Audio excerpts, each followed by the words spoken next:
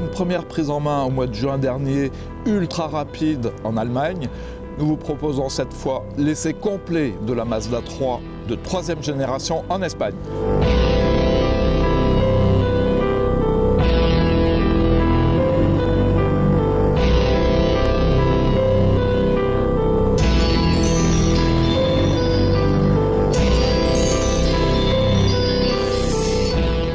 La nouvelle Mazda présente un profil très différent de la précédente, qui était un peu un succès d'année de celle de première génération.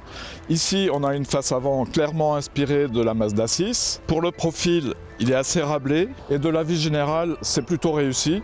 C'est aussi le nôtre. Le gabarit, lui, n'a absolument pas changé. On a toujours une compacte assez longue, 4,46 m. Seul l'empattement a progressé, on a 6 cm en plus. Que dire d'autre?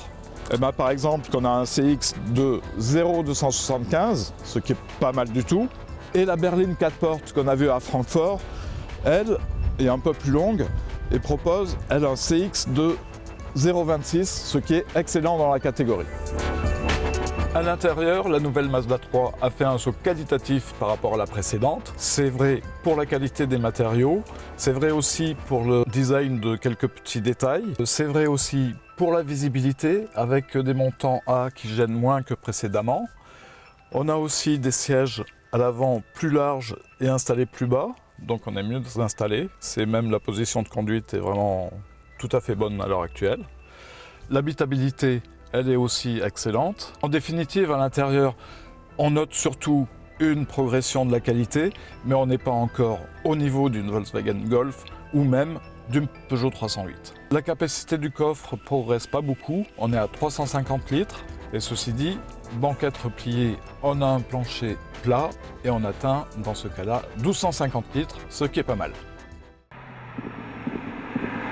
En dynamique, la Mazda 3 réserve pratiquement que des bonnes surprises. Pour le confort de suspension et l'insonorisation, c'est très bon. On déconseillera vivement les pneus Toyo qui sont sur la version blanche que nous avons essayé. Ces Toyo sont des vraies savonnettes, donc vraiment à proscrire.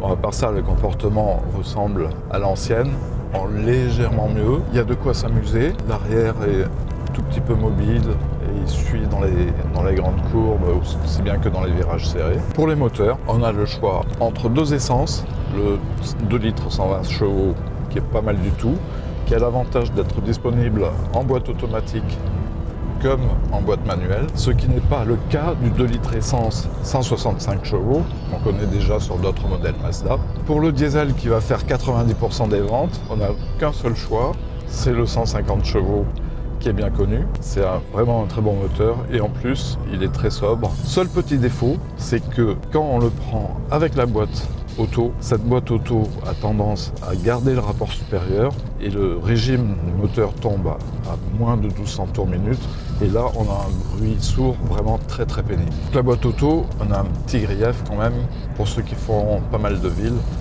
c'est sans doute pas la solution. La nouvelle Mazda 3 est indubitablement un bon numéro. Parmi les qualités, on notera une bonne habitabilité, un bon confort, une bonne tenue de route pour la plupart des versions et des moteurs tout à fait efficients, aussi bien en consommation qu'en agrément. Parmi les défauts, on en a noté 4. Le premier, c'est justement des pneumatiques complètement inadaptés sur certaines versions. Le second, c'est un coffre un peu petit avec ses 350 litres. Le troisième point faible, c'est l'absence de petit diesel pour l'instant. Le dernier point faible, à notre avis, c'est le prix. Ça part de 22 000 € et des poussières avec le 120 chevaux essence. Et on arrive à plus de 32 000 € avec le 150 chevaux diesel. Ceci, c'est pas très grave pour Mazda en France qui espère n'en vendre que 1500 à 1800 en année pleine, dans un marché des compacts qui atteint 300 000 unités.